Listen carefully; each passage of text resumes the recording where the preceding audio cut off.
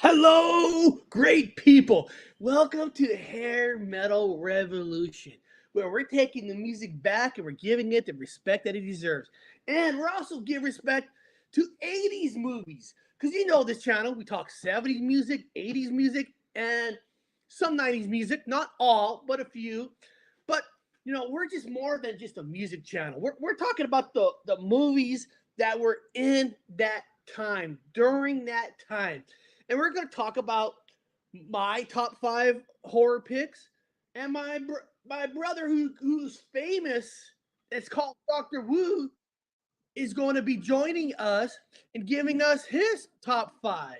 So it's going to be a fun, kick-ass show. And who's ever in the chat, who's ever watching this later on, let us know what horror movies you like from the 80s. And if you want to add in some 70s, listen, there's no whole bars. We all love each other here. We're all family. That's all that matters. We're family here.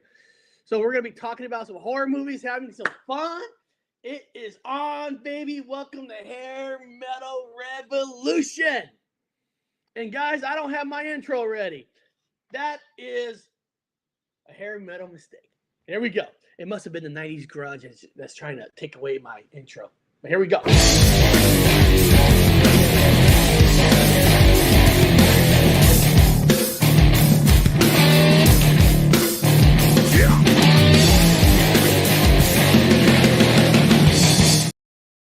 Alrighty, we are here. We got the great Dr. Wu, and we're going to be talking some horror movies. Now, what I did, now Dr. Wu went to go get some coffee. Yeah. Oh, he can't hear me. He's back from getting his coffee. Yeah. Now, I didn't give Bob any rules on how he should pick his top five horror movies, but I gave myself a rule. My rule was I try to pick the five movies that has a rock and roll connection, hard rock music kind of a connection. I made it kind of harder for myself, so I'm like, so the five movies I picked has a connection with, somehow it has a connection with hard rock music. I just did that for myself to give myself a little bit more of a challenge, but I gave Bob, Dr. Wu, free range of how he wants to pick his five horror movies. So since I'll start this off, and so there are 80s horror movies that does have some, like, maybe like a soundtrack, or it's known for some hard rock stuff in it. So for example, my number five is A Guilty Pleasure, because the movie, not gonna lie to you, doesn't really like hold up to today. So if you're brand new, you're watching this, you'll probably turn it off. But if you're Bob, myself, we won't be turning this movie off.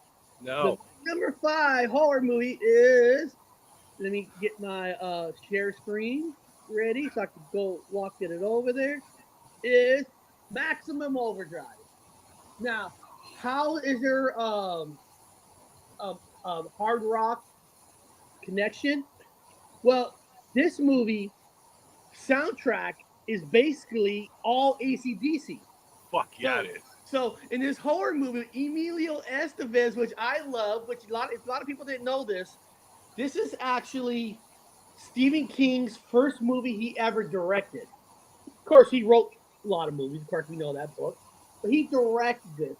And this movie is like, so if you want to call it stupid or dumb, but I thought it was genius. So basically, what this movie's about is a meteorite kind of like flies by, and every machine comes alive. So That there's could this actually happen, truck. though. So yeah, That could happen. so there's this truck that has like the Spider-Man, Green Goblin. Everything is alive. Now, I always say this: if you're going to do a remake nowadays, this movie could be such a great remake, because everything now, since the 80s and now, we're all surrounded by even more electronics. Can you imagine if I was going to bed at night? You're sleeping in bed, right? Your Alexa starts talking to you. Yeah, I'm looking at you. And then your Alexa starts to attack you in bed. You're Alexa. Well, a comet can crash on the earth and affect all the electronics. I think Ron is in the sidebar. He'll confirm. He Let can give her, and well, you know, and the crack, or if you want to call it the moon crackling, or the sound, or the meteorite, more of a modern day movie kind of took that. You know what I'm talking about? The Dead Don't Die. Yeah, the Where dead don't die. It kind of, instead of bringing machines back to life, it brought people back to life. Yeah. But Maximum Overdrive is just a fun movie where everything becomes alive, and it doesn't, like, if you're never seen it, you're probably not gonna enjoy it because it's real 80s camera. Yeah. But if you and I seen it, we love it. So Maximum Overdrive is my number 5. Nice, Give us dude. one of your horror movies. Oh, I wrote them down. I had to write them down. I wrote mine down too. Yeah, because I drank heavy last night, so my brain ain't working. Man, I have so many. I have a whole list, but I had to put stars. But you know what, Next Bob? ones. See, this is what makes top 5 fun, because it really makes you think on what movies to put in it. Well, I'll give you my number 1, and I don't want your best. I don't want your ultimate favorite, because that's last. Damn it! Then I won't give you that one. You gotta save the best for last. Okay. Well, let me take a step back and say I'm a big fan of Nightbreed. Oh, Nightbreed. Nightbreed. That's a Yeah. Clive Barker book. Clive Barker. Yeah, Nightbreed. Here, they pull it up. Here's some Nightbreed, and here I want to. I think, yeah, Clive Barker. Clive Barker. He's the one that his horror movies were always like fantasy, a lot of good fantasy stuff that's in it. The creatures of the underground. And if you really think about it, this, Bob, there were X-Men comics and stuff, but for a movie wise, you could almost say that Nightbreed was the first like X-Men type movie on screen with all these different creatures and abilities. When it comes to makeup and doing makeup. all the special effects, Look at that. Oh my God! Look at that face. And that was scary looking. Oh man, hands down. Now it's on my list, but I had to bring. Now it's not my number 1, but it's damn close. It's in my 5. So. Well, Bob, I always tell people that what your top 5 is today could be different tomorrow, could be different next week. Well, it's just that we're talking about it. It's just that after I saw that movie, you can go down to the store and pick up a Fangora magazine, and man, it's filled with all kinds of great makeup artists who talk about doing all these wonderful. Well, look at that. It's all practical effects here. 100%. It's all practical. No CGI. And if people don't know, Clive Barker is the one who wrote Hellraiser, just so people to know. And if you didn't know this, I don't know if you know this, there is a rock and roll connection because the music was composed by Danny Elfman. Yes. And if anybody who knows Danny Elfman is the lead singer of Oingo Boingo. It's a ska punk band. So it wasn't like punk music in it, but it was composed by one of the most famous ska punks of Orange County. Oh yeah. Yeah. We are on number 5, people. We're on number 5. So it's letting everybody at number 5. So my next rock and roll horror movie connection is okay. What I have to do is what I'm doing at the same time, because I didn't know what yours are. I kept Google up and then I'm typing in our movies so we can like see pictures of what we're talking about.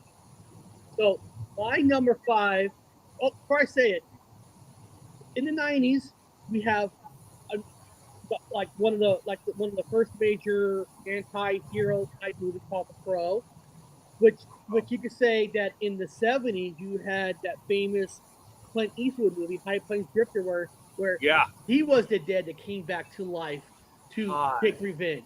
So you had The Crow and you had High Plains Drifter in the 70s. But there was one in the 80s that a lot of people forget was a movie about a person who got killed who came back for revenge. Yeah. That movie is The Wraith. The Oh. Wraith.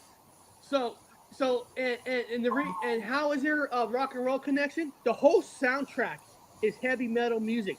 Oh, Ozzy the Wraith. Osbourne, Secret Loser, and the movie is Charlie Sheen gets murdered by this punk group, and then this punk group races people like these people, and they steal your car, and then they're picking on let me see if there's oh yeah, Ron Howard's brothers in this movie, Clint Howard. But I'm trying to find a picture of because the main character is the younger brother of Charlie Sheen who got picked on. Yeah. Again, he comes back to take revenge because he was murdered by that group. Let me see if there's a picture of the punk group. Assholes. And if anybody's seen it, the whole movie, like here's some of the soundtrack, maybe right here. I think right here. Smoking in the Boys Room, Motley Crue, Billy Idol, Rebel Yell, Ozzy Osbourne, Secret Loser, Lion. So this movie was like rock and roll soundtrack. Yeah. But it was really an underrated, good movie. It was what I call this movie like the original Crow. Or the movie that's after the Clint Eastwood, where he came back from the dead to murder people. Or not murder them, take revenge. Yeah, like Trick or Treat.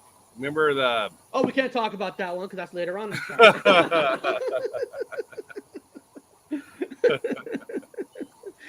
Because I said, like I said, all my movies is going to have a rock and roll connection.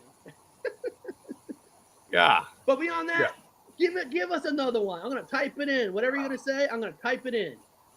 Well, shoot. Okay, I'm doing obscure ones. There was a movie that David Bowie, since you're on a music theme, came out with, and it's called The Hunger. Oh, yes. Yeah. He also made Cat People, but Cat People's not on my list, but The Hunger is. Yeah, that's the vampire one. Yeah. I forgot all about that one. Yeah. It's on my list. The Hunger. And you know what? David Bowie does look like a vampire. A vampire. He really does. I mean, look at his eyes right there. That's a freaking vampire. Well, I mean, he technically is, because for me, I'm suffering from the continuity errors they call the Mandela effect. And he died, I think, twice for me. He died twice. Like, I remember him dying not once, but twice. Look how cool he is right there. Yeah. I totally forgot about the Hunger. Yeah, The Hunger.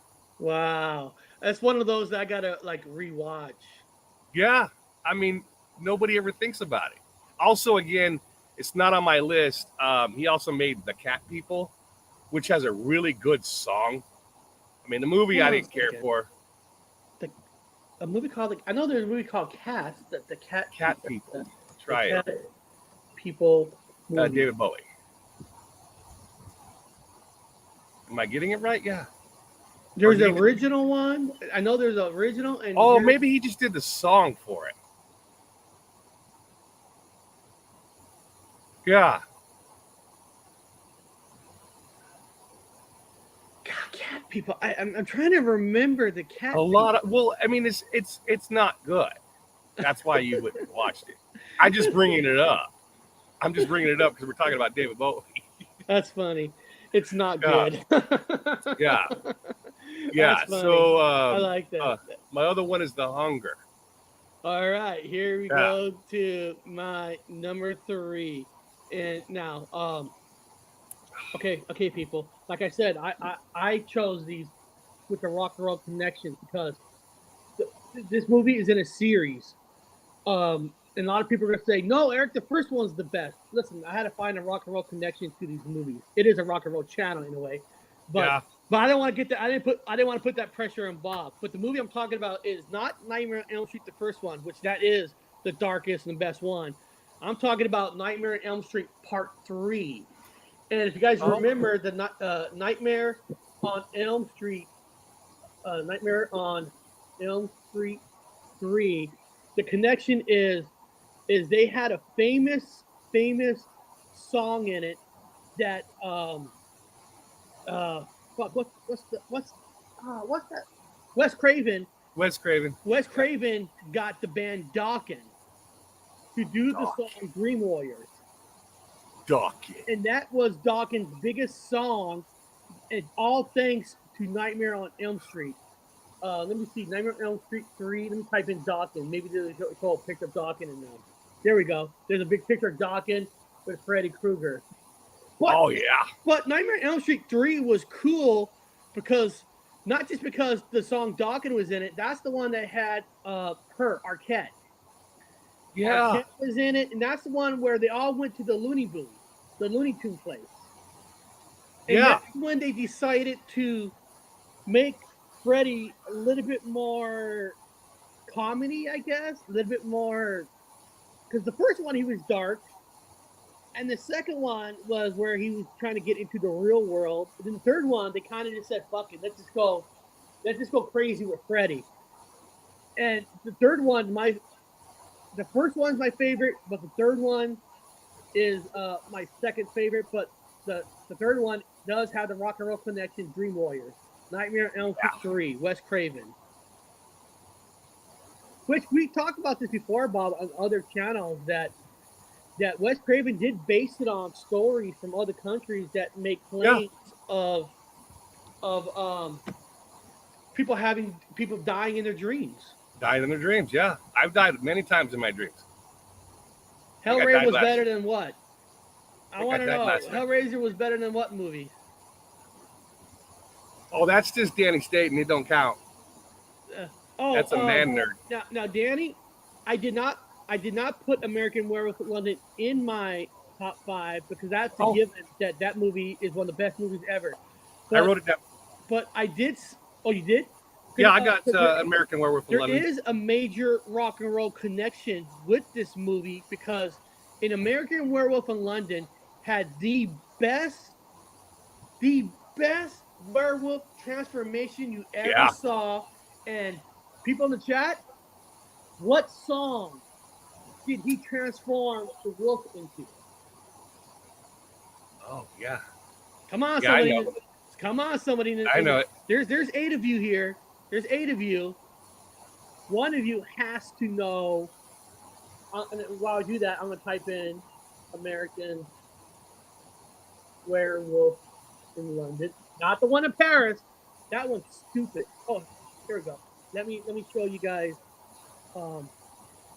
That's the scene where he was changing into the werewolf. And the most coolest thing I ever saw on the screen was when he's changing to the wolf. Danny got it right.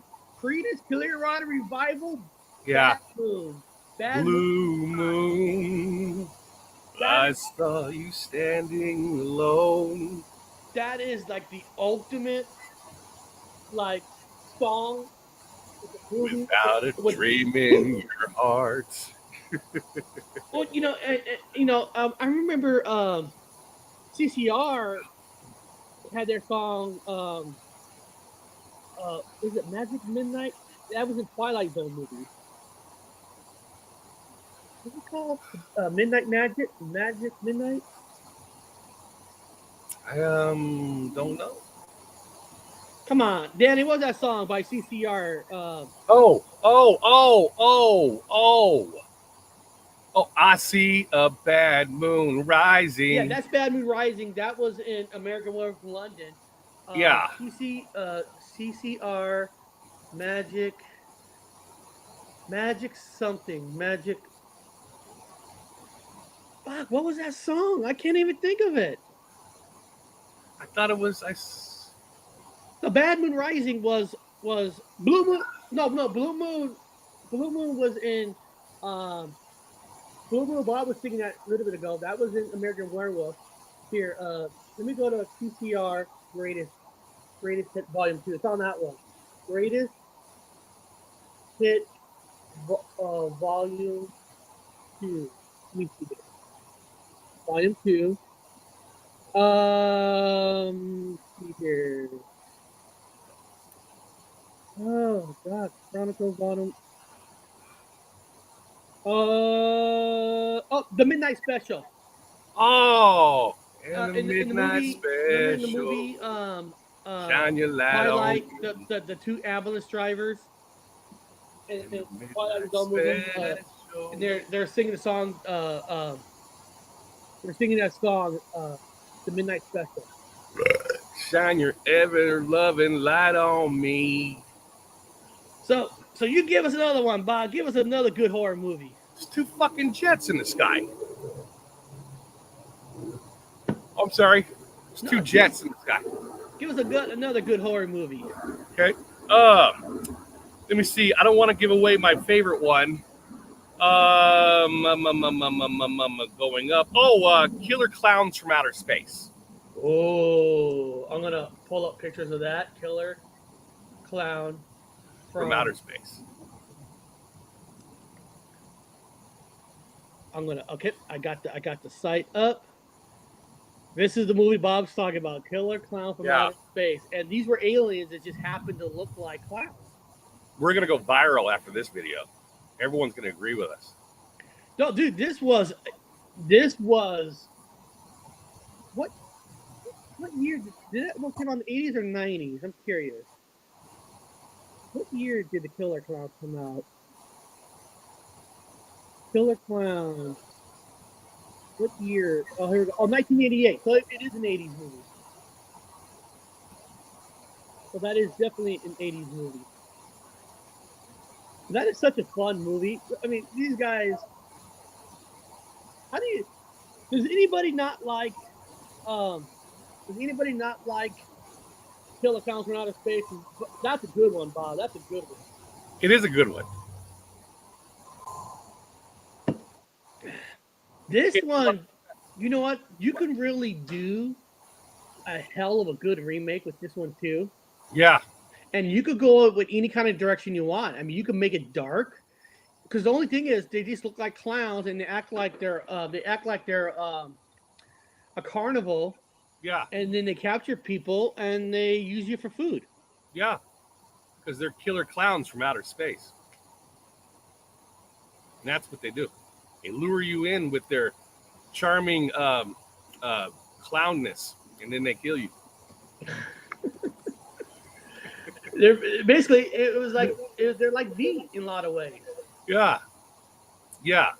But they actually are clowns. Like they don't wear makeup. They are physically clowns that will kill you from it. They're alien clowns.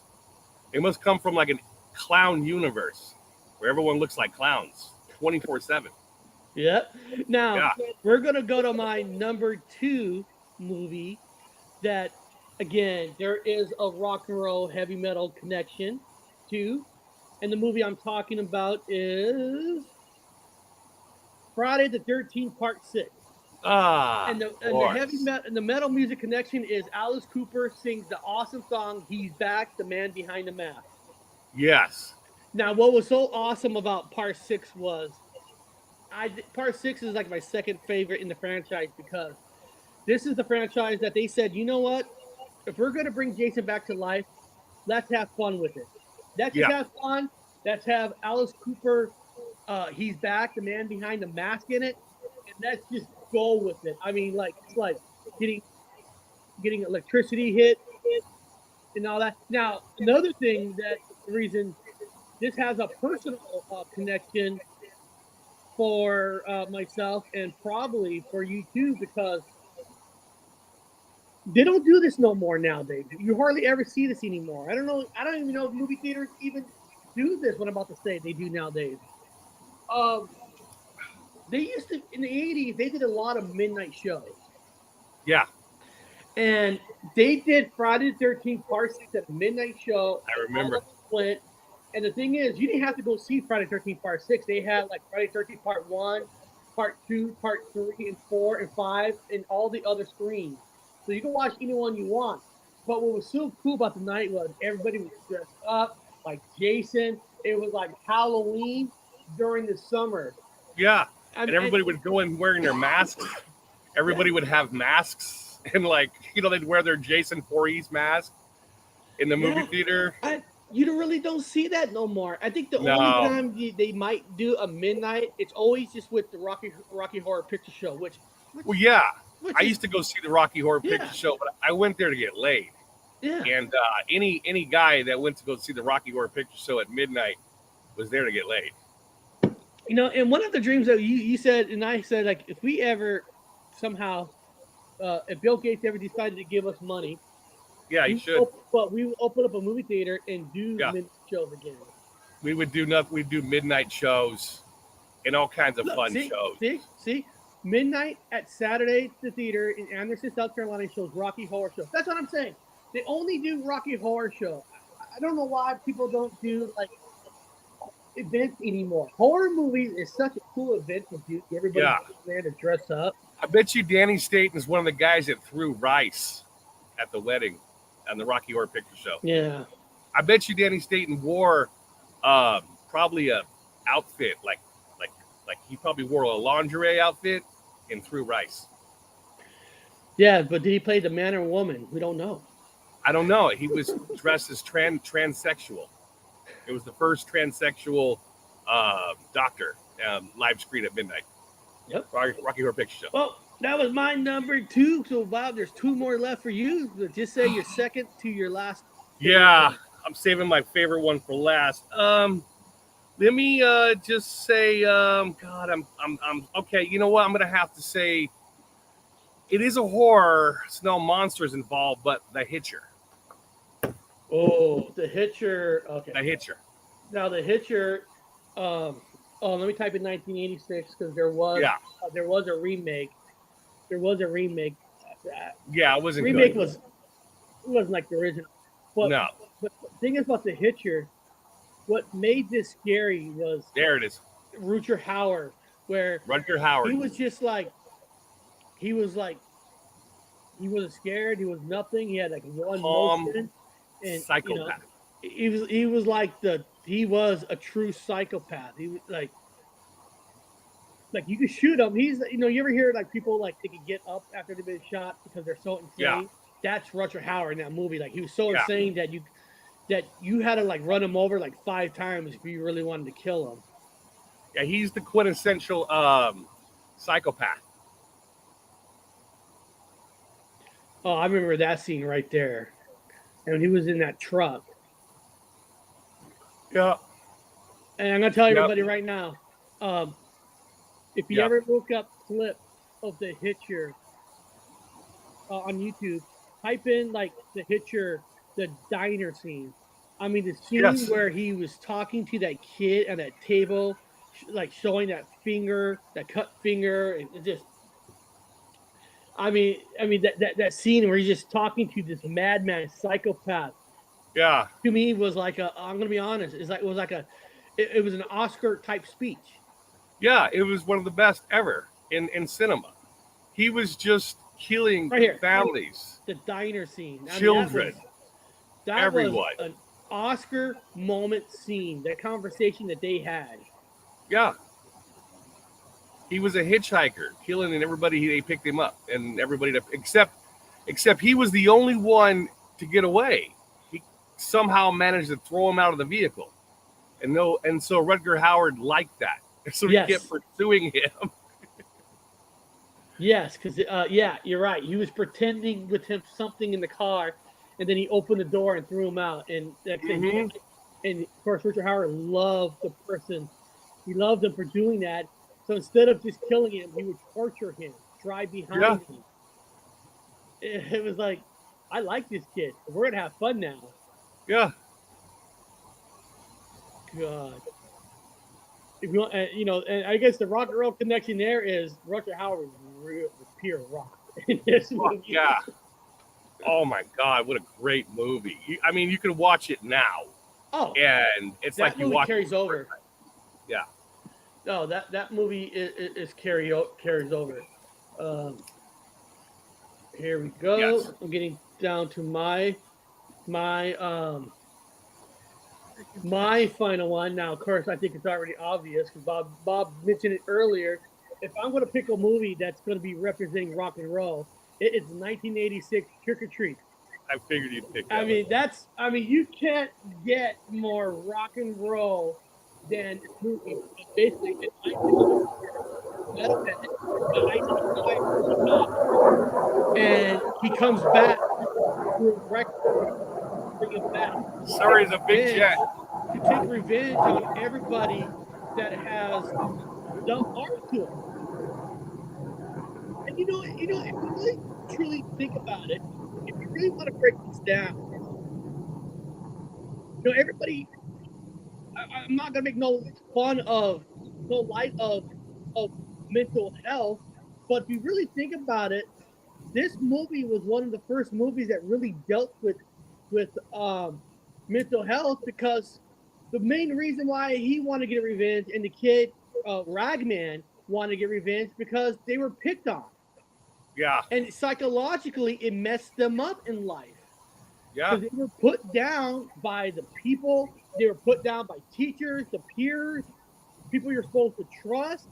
So if you really think about it, they were like the first that were created by other people that created, you know what I mean? They created the evil in them because they were picked on. They weren't accepted for being different. Yeah, they were emotionally stunted. Exactly. Affected. Yeah. Now, I heard through people that, like right now, if you try to go buy this movie, you can't. Really? The copy that I have is called, the copy I have is from Germany. And in Germany, they couldn't call the movie Trick or Treat. This is just a little bonus if you guys cared to know. The copy that I have is actually called Ragman. Oh. Because they couldn't use the word trick or treat in Germany.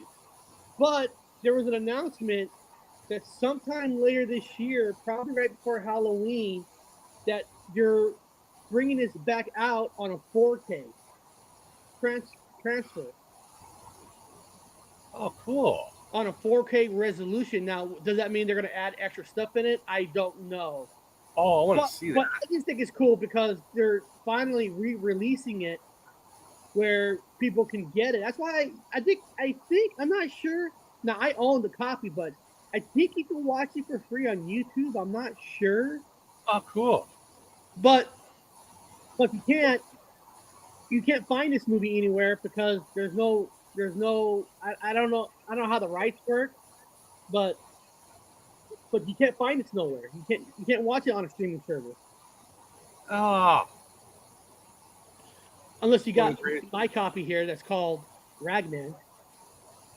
And of course,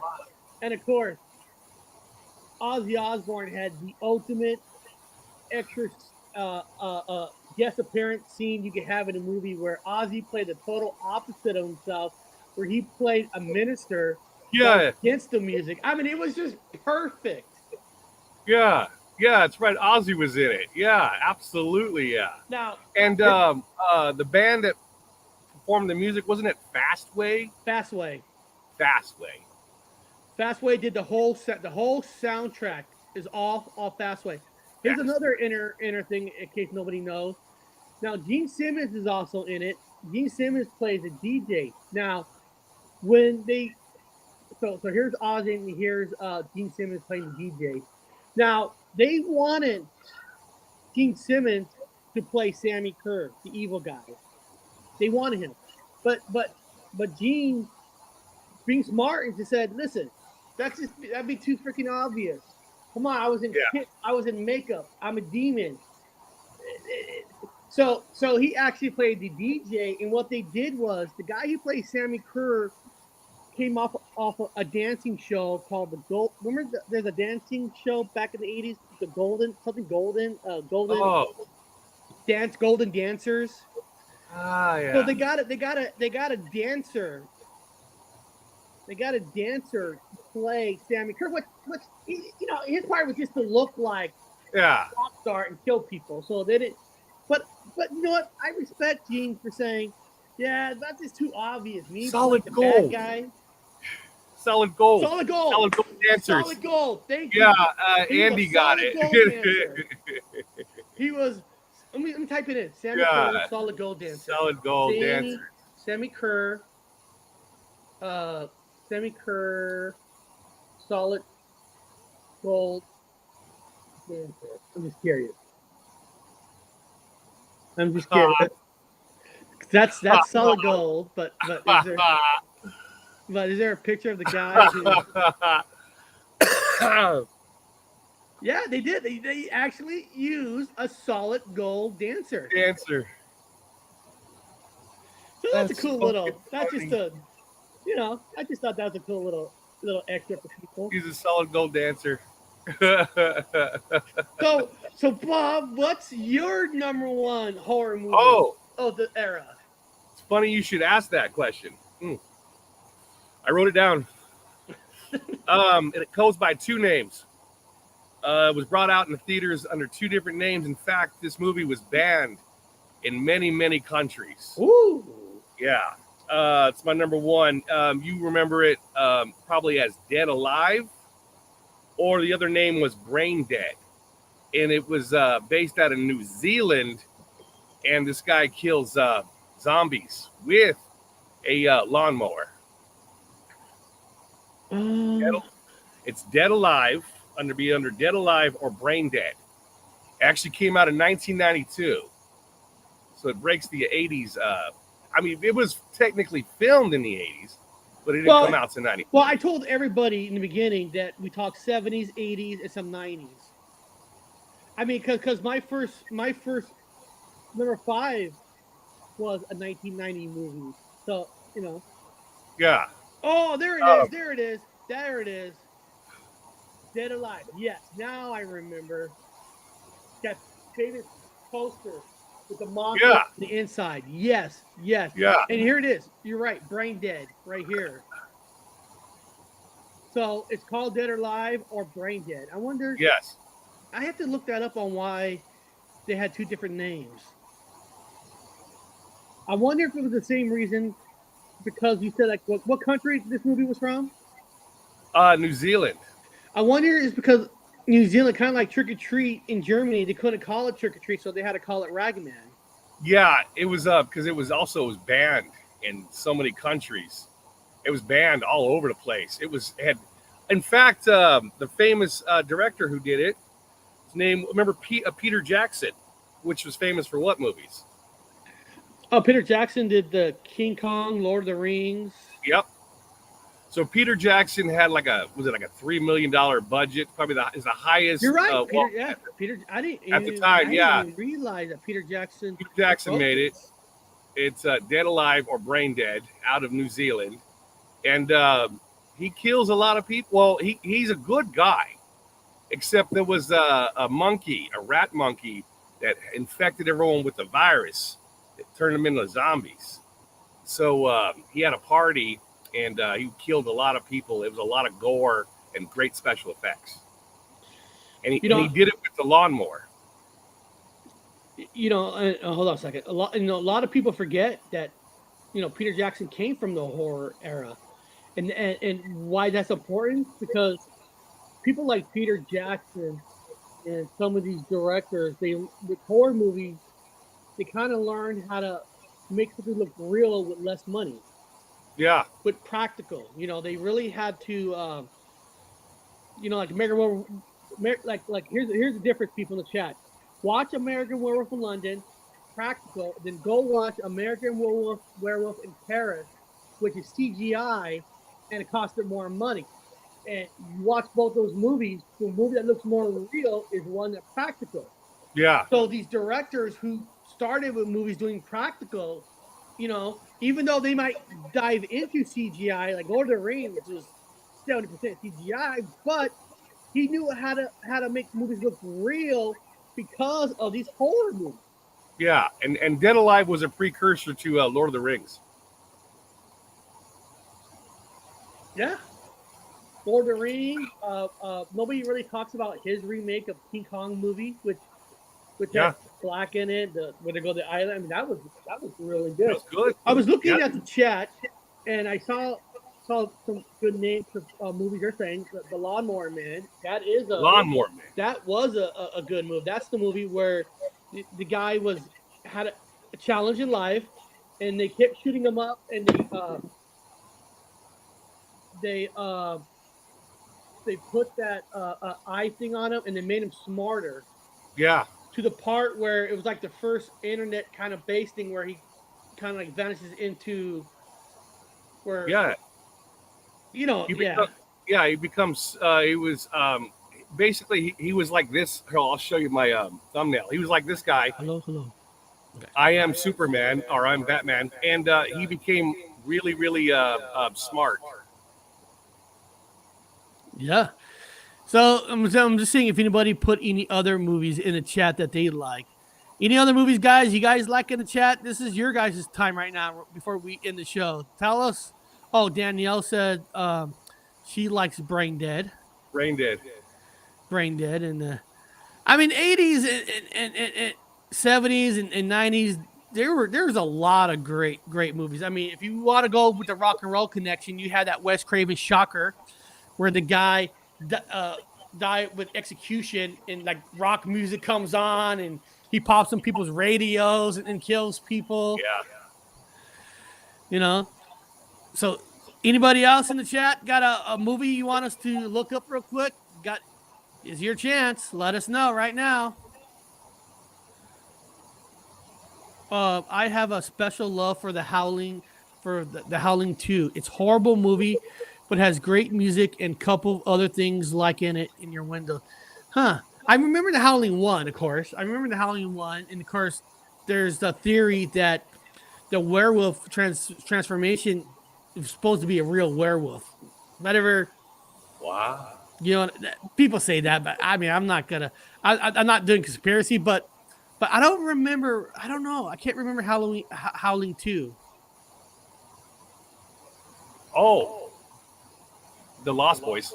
Yeah. The Lost Boys. Oh, the Lost Boys is a rock and roll movie. Now, Yeah. Okay, Danielle, I got a pop quiz question for you then. Got a pop question. Here we go. In the beginning of the movie of the Lost Boys, Oh.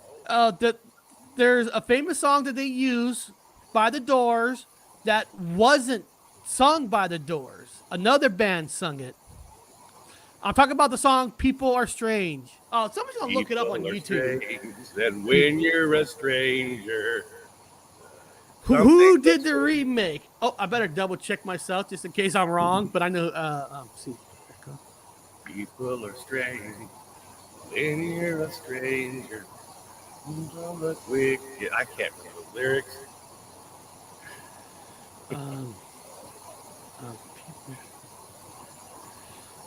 Yeah, I just had to double check. Lost in the Shadow. That's a good song, but I'm talking about who did the remake of People in the Strange in the beginning movie of Lost Boys. This is a pop quiz for somebody.